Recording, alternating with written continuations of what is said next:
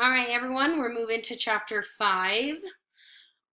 Congratulations, you've made it through a little over halfway of the semester, and we are almost done. Chapter 5 deals with exponents and polynomials. So the first thing is, what is an exponent? So exponents are the shorthand notation for repeating factors, so repeating multiplication. When you see 3 to the 4th, 3 is our base, 4 is our exponent or power, which means we're multiplying 3 4 times. Now, in this chapter, there are a lot of rules. As long as you memorize these rules, you'll be good to go. So the first one is the product rule. Okay, so when you are multiplying and your base is the same, so A times A, all you do is add your exponents. So A to the mth power times A to the nth power equals A m plus n, whatever the numbers are. Okay. Remember, if you don't see an exponent, it is always assumed to be 1. That's the same for coefficients as well. So here's an example. Okay. So I'm given this problem. I'm like, oh my gosh, there's a lot of information. I'm going to separate my terms. I have two coefficients, a 6 and a -2. I have x to the 3rd and x to the 9th. So my coefficients, I'm going to put together, and my x's, because they're the same, I'm going to put together. When I do my math, I do 6 times a -2, which gives me a -12. Then I do x, and I'm going to add 3 plus 9, which then gives me a +12. So my answer will be -12x to the 12th power.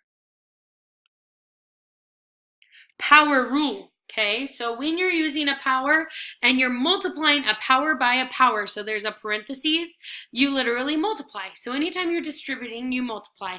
Your base stays the same, you multiply your exponents.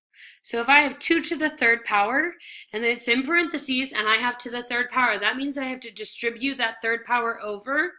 So then it's 2, 3 times 3, which equals 2 to the 9th. On the B, it shows another one with x. So I have x to the 4th times the 2nd power, which is x 4 times 2, which then gives you x to the 8th power.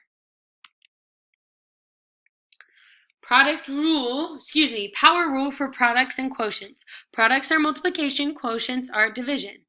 So when you have n as a positive integer, so your exponent is a positive integer, and a and b are real numbers, you will distribute your exponent to all of the numbers within the parentheses.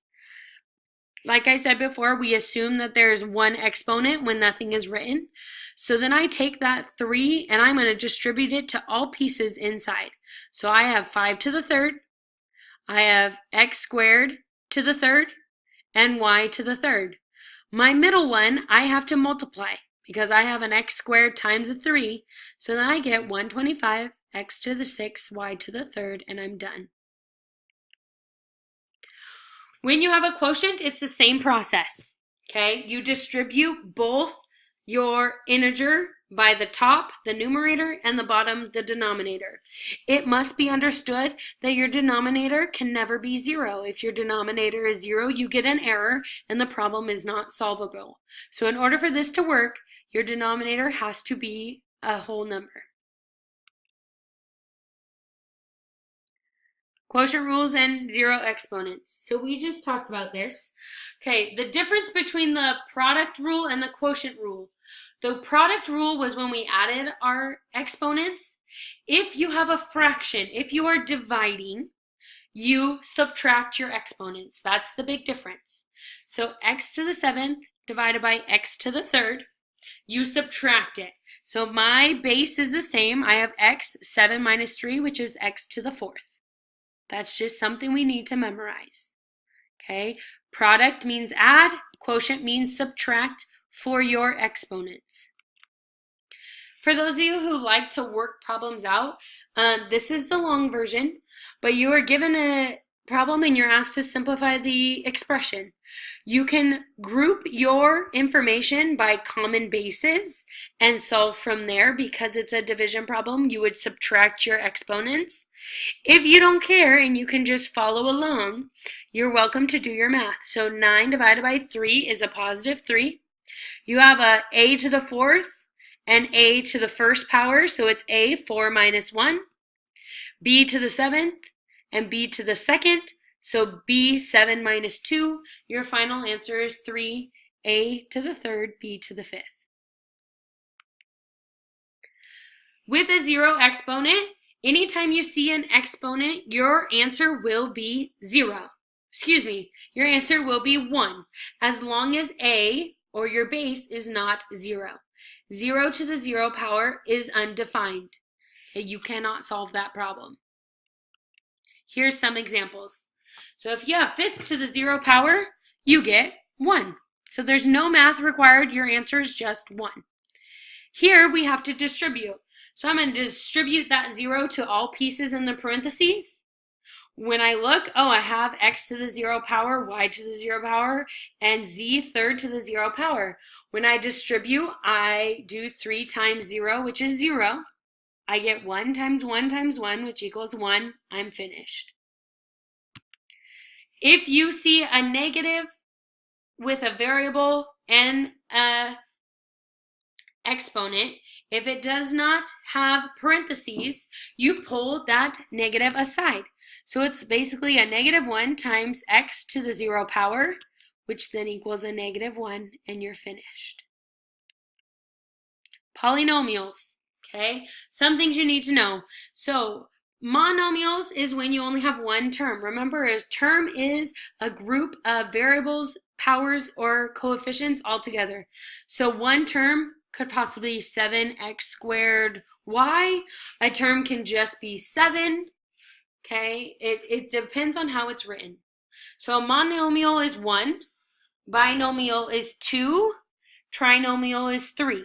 In this class, you just need to know those 3. Anything above a trinomial, you're just going to call a polynomial. Okay? Occasionally on your homework, you'll be asked to find the degree of a polynomial. Okay? So in our first one, A, because it has 3 terms, we have 3 things that are completely different. It is a trinomial. Okay? 3 terms. I am going to look at my exponents on my variables, and I'm going to look for the highest one. In A, my highest exponent is a 2, so the degree of my trinomial is 2. In B, I go through, I see that it's more than 3, so I'm going to call it a polynomial. The degree in this polynomial is 3, because 3 is my highest exponent. Okay? If you have more than one more than one variable in a term. So you have x squared y. You have to add. We assume there's already a 1. So we have a 2 plus the 1 from the y, and go on, so on and so forth. So in our first term, we have 3 exponents. My second term, I have 4 exponents. My third one is 0 because there's no variable or exponents. My third one has 3. So in this polynomial, my degree would be my highest one, which is 4. Simplifying, okay? I felt like we had struggled on this one in class, but when you simplify, it's exactly what you're doing. So when you simplify polynomials, you find the like terms and you condense them. Okay, so only terms that are exactly alike can be combined, and you just work it down until you can't combine anything else. For example, in this problem, A, you have a negative 6y plus an 8y. They both have the same. So they have the same variable, they have the same exponents, there's nothing different. So then you just add them together. So I get a negative 6 plus an 8. That is a 2, so I have a 2y, I'm finished. On B, same thing. I look at what's the same. I have a 14y squared and a negative 10y squared. I combine them to give myself a 4y squared. I have a 3 and a negative 9. I add them together. I get a negative 6. And on the third one, when we don't see a number, we understand that there is 1 in front. So 7x to the third plus 1x to the third is just 8. So 8x to the third. You just add, combine like we're used to. Now, if we're adding and subtracting polynomials, so that means more than one, things are a little different. Okay? When you're adding polynomials, you just combine like terms of both polynomials until it's as small as it can be. So here are my two equations. Okay, my two expressions are polynomials. One's a binomial, one's a trinomial. I'm going to combine my like terms. I'm going to organize it so it's nice and simple. I do my math. I have a 4x squared. My 3's cancel each other out because I have a positive 3x and a negative 3x. So those are done. I have a negative 8 plus 3 is a negative 5. Now some of you might not like this horizontal view.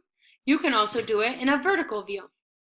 So in vertical, I'm going to take my first trinomial. I'm going to write it down exactly as I see it. Then I look at the second polynomial, so this one's a binomial, and I'm going to line it up with its matching term. So I have two y squareds and I have two just numbers, okay? And so my numbers are called constants. And then I just add straight down. So my 8y to the third, there's nothing else like it, so I bring it down. I have a negative 4y squared and a positive 5y squared. You subtract the two, you get a y squared. 5 plus 1 is 6, and you're finished. So if you don't like that horizontal view, do a vertical view. When you are subtracting, okay, when you subtract two polynomials, change the sign of the terms in the second polynomial from subtraction, so you're going to distribute that subtraction and make an addition problem. So what that looks like. So I have my two polynomials. Okay, my first one I'm going to leave just the same. If you see on the left side, my second one, I put a plus sign in the middle and I'm distributing that negative. So then in the middle, I get a 7x minus 8 plus a negative 3x plus a 12. I combine like terms, I simplify, and I'm finished. If you have any questions on this, feel free to email me. Good luck on your homework.